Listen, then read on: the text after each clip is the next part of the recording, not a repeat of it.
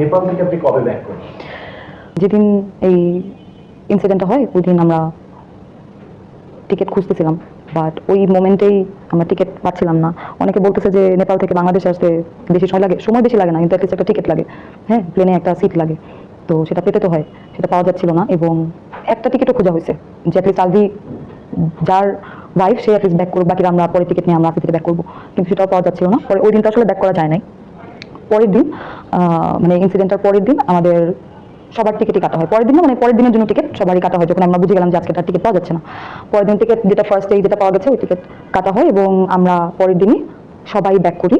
এবং আলভিরও ব্যাক করার কথা ছিল, ও বোর্ডিং নেওয়া মানে যে প্রসেস থাকে এগুলো করা হয়েছিল, বাট লাস্ট মোমেন্টে কিছু ইনফরমেশন আসার কারণে আর আসে না। বাট আমরা টিমের বাকিরা যারা ছিলাম, মানে আমরা বাংলাদেশ থেকে বাকিরা যারা ছিলাম সবাই আমরা পরের দিন ব্যাক করেছিলাম, 1 তারিখে রিটার্ন করেছি। আলভি এখন কোথায় আছে? আলভি এক্স্যাক্টলি এখন কোথায় আছে সেটা আমি জানি না। আমি ওকে লাস্ট নেপাল থেকে বিদায় নিয়ে আমরা বের হয়েছি। আলভির সাথে আমার লাস্ট কথা হয়েছে যখন আমরা বিদায় নিচ্ছি বা ওই মানে এয়ারপোর্টে। তারপর কোনো যোগাযোগ হয়নি? না। আচ্ছা, যখন শুনেছেন যে এরকম একটা ঘটনা আপনিও জড়িয়ে গেছেন, তখন কি একবার ভয় লাগেনি বাংলাদেশে আসতে? আমি তো কাউকে গিয়ে মেরে ফেলি নাই।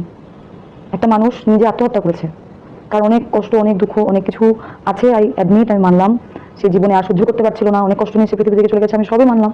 বাট আমি তো তাকে গিয়ে মারি নাই, এবং আমি তাকে মানে থাকে না যে তোমার জামাইকে ছাড়ো, তোমার জামাইকে আমি বিয়ে করছি, যেগুলো কথা মানুষ বলতেছে, বা তিথি প্রেগনেন্ট, তিথি আগে বিয়ে করছে, তো কোনোটাই সত্য না, বা আমি তো ওকে গিয়ে এগুলো বলি নাই।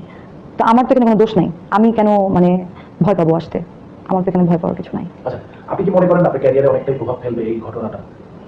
সিচুয়েশনটা এরকম যে আমার ক্যারিয়ারে কি হবে এটা নিয়ে আসলে ভাবতেছি না এখন। আসলে অনেস্টলি স্পিকিং নিজেকে হাত দিছে কিন্তু মানুষ, আমার যে রুটি রুজি, হ্যাঁ, আমি তো আর কিছু করি না, এটা আমার একমাত্র প্রফেশন।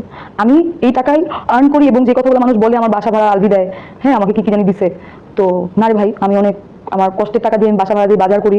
আমার ফ্যামিলিতে আমার বাসায় আমার মা নানু থাকেন, হ্যাঁ, আমার রুটি রুজিতে হাত পড়ছে, এটা হয়তো আমাকে সাফার করাবে, সাফার হয়তো করতে হবে, আবার নাও করতে হতে পারে।